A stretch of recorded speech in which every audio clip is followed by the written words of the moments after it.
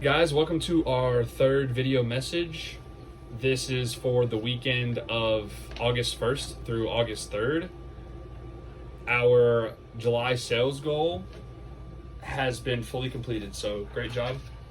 Give yourselves a round of applause. July sales goal completed, surpassed. We have 2 more days, and let's see how big we can get it so that our goal next year can be even higher, so that this place can continue to provide jobs for everybody, be a great place to work. So our sales goal last week was 50,115, and we are currently at 55,467. So we still have 2 more days on this week technically. So that's even going to be higher for this goal. And then we need 2 reviews. So our review goal for the month of July was 30. We're currently at 28. So let's get 2 more within the next couple days and we'll be straight. So a couple of notes that we just need everybody to be aware of going into school starting back up. Lyon County starts next week and then Caldwell County starts the following week.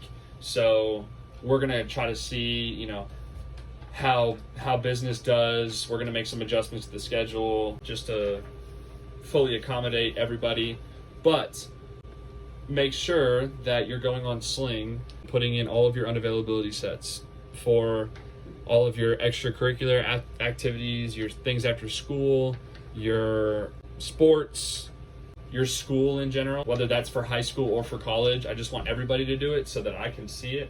When I'm making the schedule, it'll make it a lot easier if everybody has their unavailability sets. Let's see. I need all of you to stay on top of that, because when you don't stay on top of that and I post a schedule that has you in it on a day that you can't be on that day, it ends up messing up every other person, because I'll end up having to take you off of the shift, but we still need that spot filled one way or another. So I end up giving it to somebody else that maybe they, even though I just posted the schedule, maybe they had already made plans, things like that, and it just ends up making chaos. So just look ahead of time, please.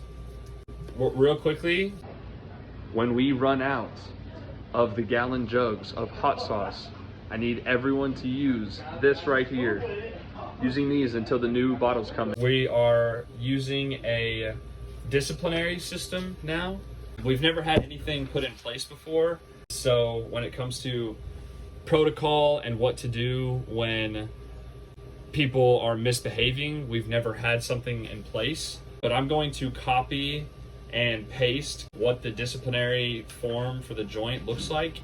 And it's going to be something that all of our management is going to stick to, but it needs to be properly communicated to you. That way you know if/when you're doing something wrong. So I'm going to go over it real quick. So the staff disciplinary policy, it's of course to all of our team members. It's in order to keep our workplace fair, safe, and professional. We're now going to use this system, right? And it's designed to help hold everyone accountable, to offer opportunities to improve and protect the culture of the joint. So there are 3 types of infractions that you can get in trouble for. There are minor, major, severe infractions, and then with each of those, there are certain steps to be taken on the level of discipline for it. So minor infractions, which usually will start with a verbal warning. If you do any of these things, you're going to get warned verbally to not do those things anymore.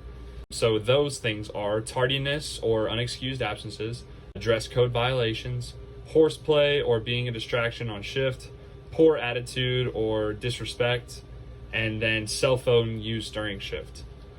Major infractions, which will start with either a written warning or a final warning, depending on the severity and how repeated they are.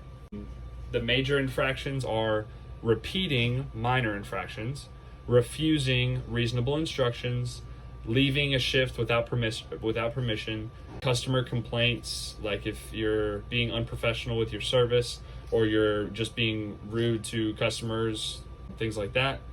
And then unsafe behaviors. So whether that's, not washing your hands, not using proper food safety, things like that. Severe infractions, which will result in immediate termination, are theft or dishonesty, harassment or bullying, and then violence or threats, and then of course breaking any labor laws, which most of the time that can't happen with the way that we make the schedule. What to expect. Depending on the infraction, you may receive a verbal warning, a written warning, a final warning, a suspension, or complete termination. All of the incidents will be documented on this form right here. It basically shows your name, position, what type of thing that you did, details of the incident, what the actions were done that were taken, comments from the manager, supervisor that gave the written thing, and then a signature from the employee and a signature from the manager. And then the goal with all of this is we're not trying to be harsh or anything like that. It's just about building a team that works hard, respects each other, and takes pride in what we do. We want every team member to succeed here. So that's our goal. So I'm gonna put a copy of that in the message that I send out with this. So I want every single person that sees this video and reads this to send me a statement. The statement is going to say, I agree to all of the terms for the joint disciplinary system.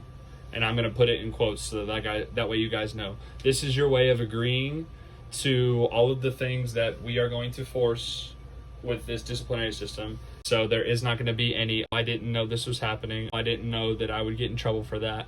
That's all going to be written down on here. So we're going into a school starting back up. So I hope you all enjoy school, and we'll see you on the next video. Deuces.